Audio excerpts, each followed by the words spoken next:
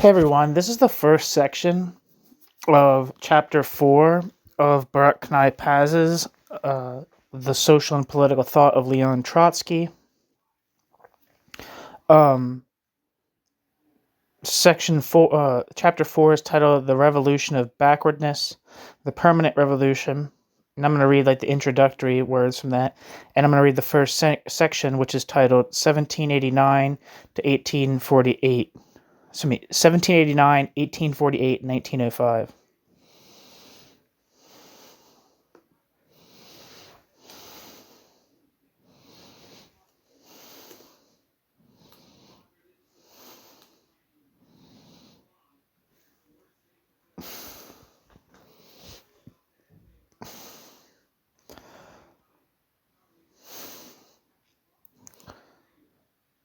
So here we go, and it starts with a quote.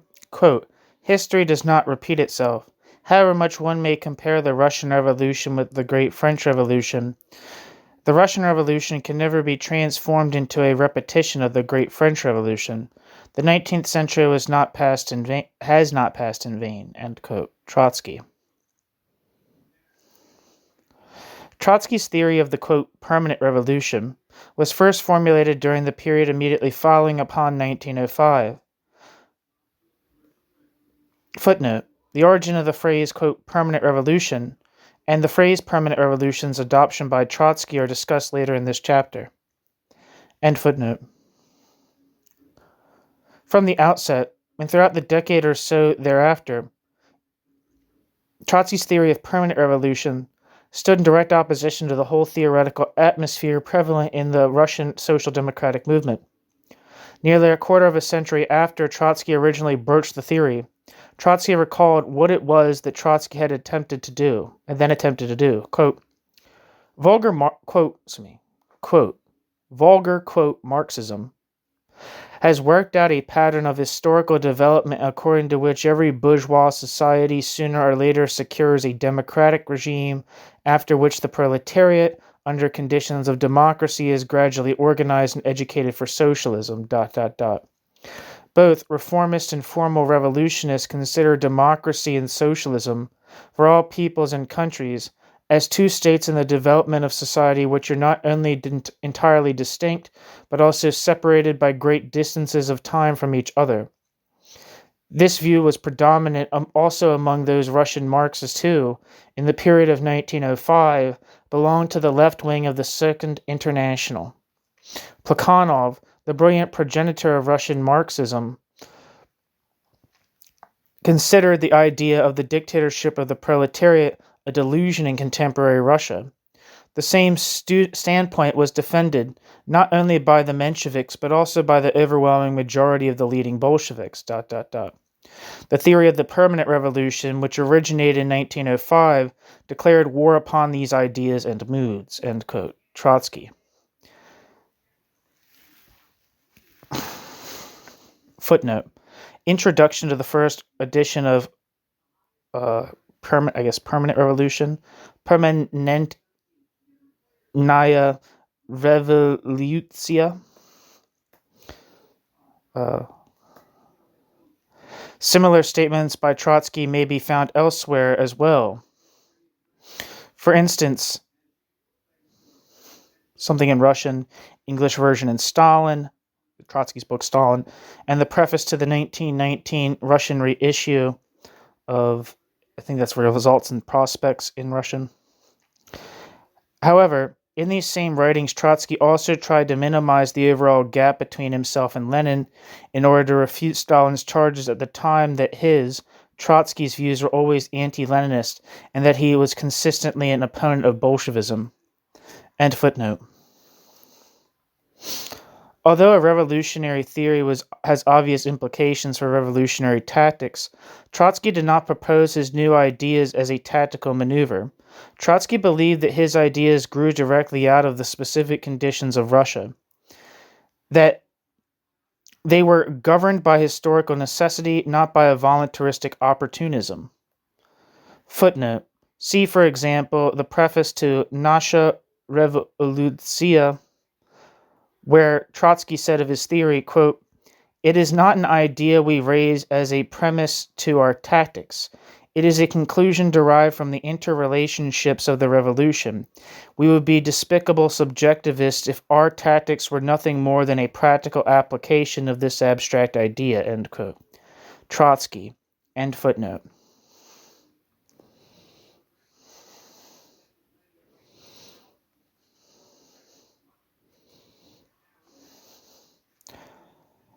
Trotsky's argument with both the Mensheviks and the Bolsheviks was therefore over the essential, substantive issues involved in transplanting Marxism to Russian soil.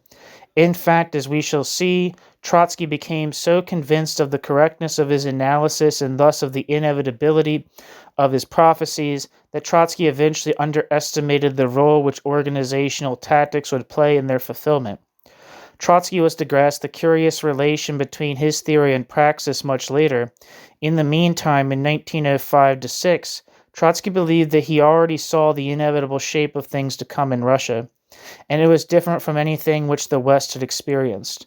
It was therefore essential, in Trotsky's view, to free oneself of preconceived categories derived from Western history and accept the possibility of unprecedented patterns of revolution. Thus Trotsky wrote in 1906, quote, "The Marxists, in Russia, are now confronted by a task of quite another kind, to discover the, quote, possibilities of the developing revolution by means of an analysis of its internal mechanism. It would be a stupid error simply to identify our revolution with the events of 1789-93 or of 1848. Historical analogies, cannot take the place of social analysis.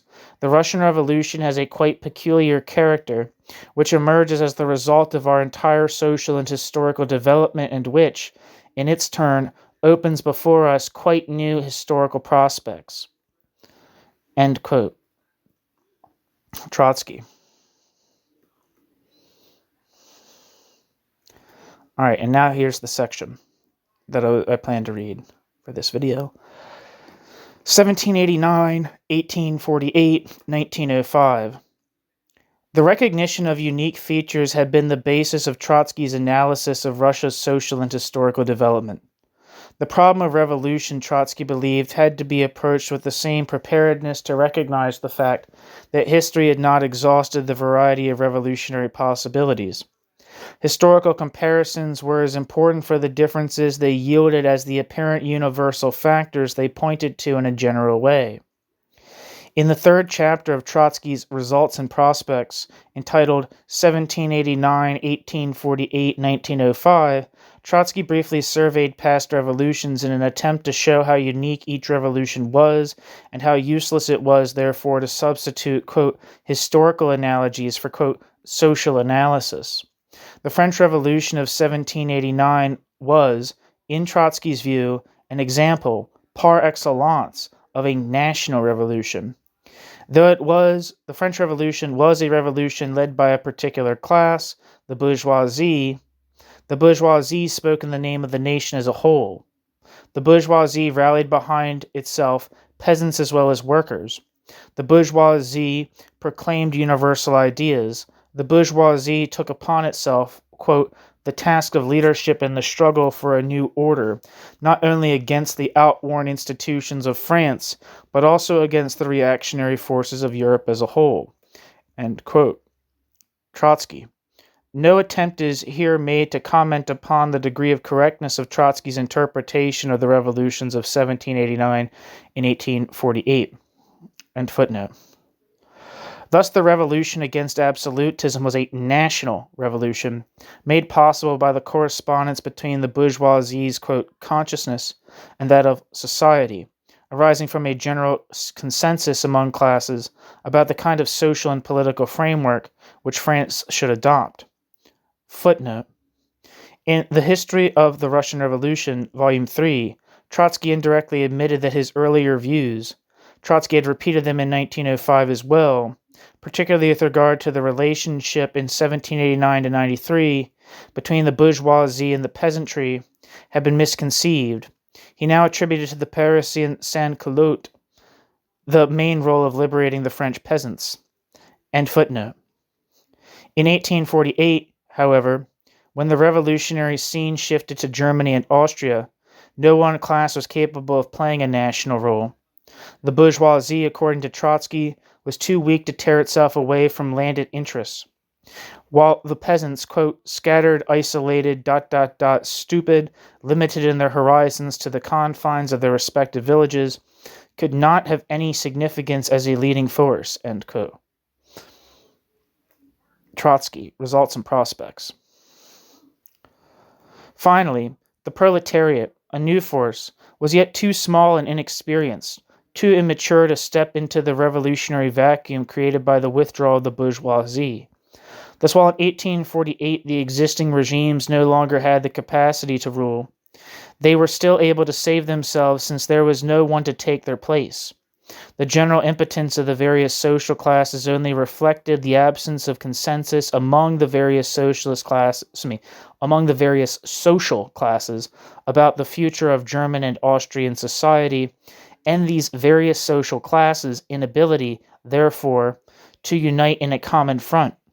Nevertheless, beginning with 1848, it became clear that sooner or later a new social force would assume the revolutionary role reserved in the past for the bourgeoisie. The proletariat had proved too weak in 1848, not because the proletariat was a spent force, but on the contrary, because the proletariat was a force which was just in the process of consolidating that force's self. However, though it was now inheriting the revolutionary role left vacant by the bourgeoisie, the proletariat could not perform that revolutionary role in a manner analogous to that of the bourgeoisie. Henceforth, as Marx and Lassalle had perceived immediately, a national revolution would no longer be possible.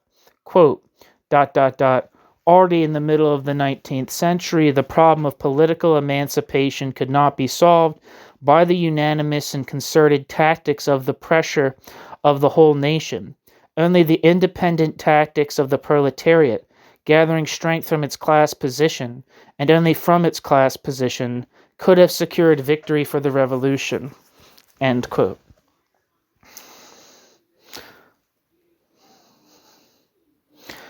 Trotsky, Results and Prospects. The fact that Germany raised the original historical paradox of a working class becoming a political, even revolutionary force before the bourgeoisie had carried out the bourgeoisie's own revolution was of course not lost on Trotsky.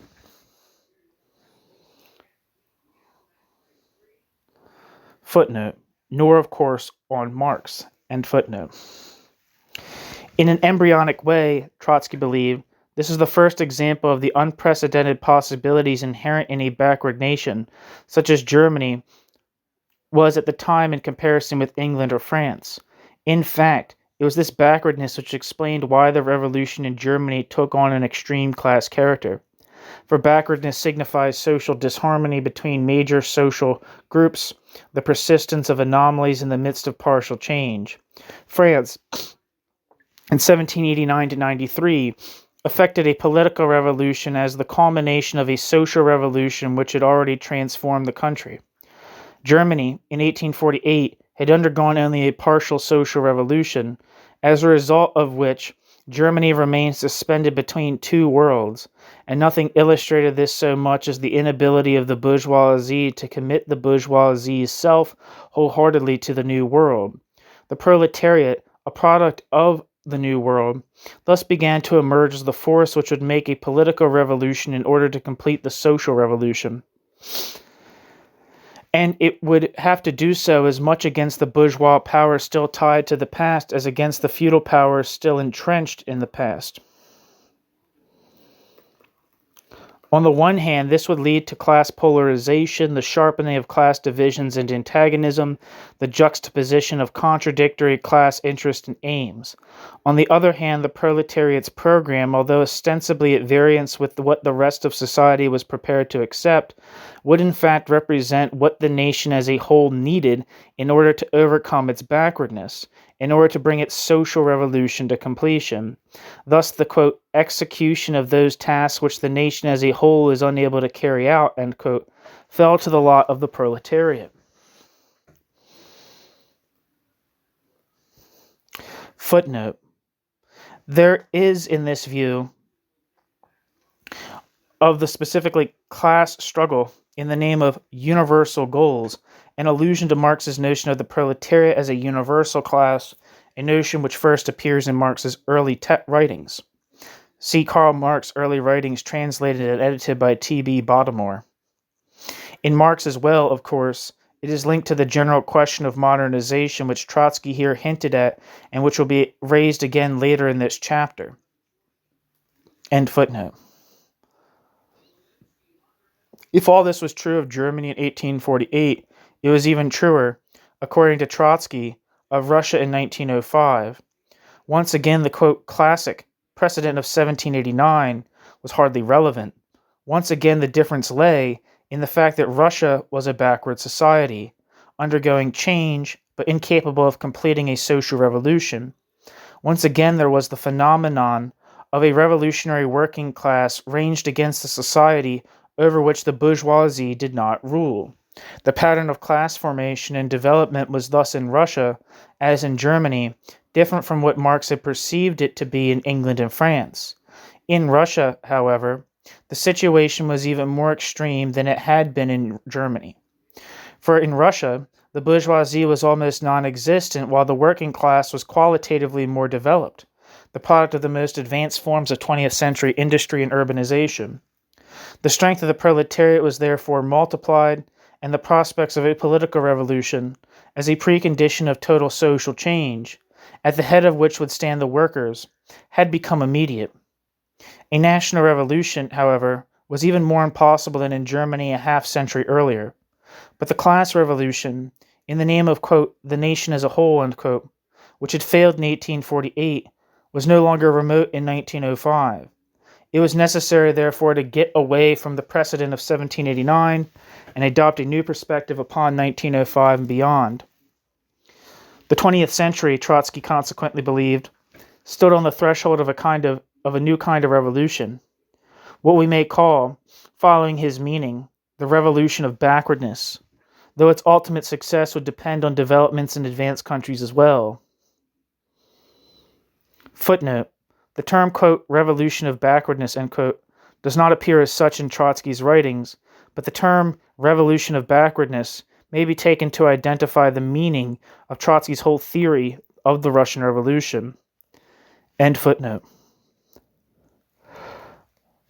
Though its ultimate success would depend on developments in advanced countries as well. Let me repeat that whole sentence. The 20th century, Trotsky consequently believed, stood on the threshold of a new kind of revolution, what we may call, following Trotsky's meaning, the revolution of backwardness, though its ultimate success would depend on developments in advanced countries as well. The theory of the permanent revolution, with which the name of Trotsky became linked from 1905 to 1906 onwards, was therefore an attempt to explain a peculiarly 20th century phenomenon. It's the end of this section. Thank you so much for listening.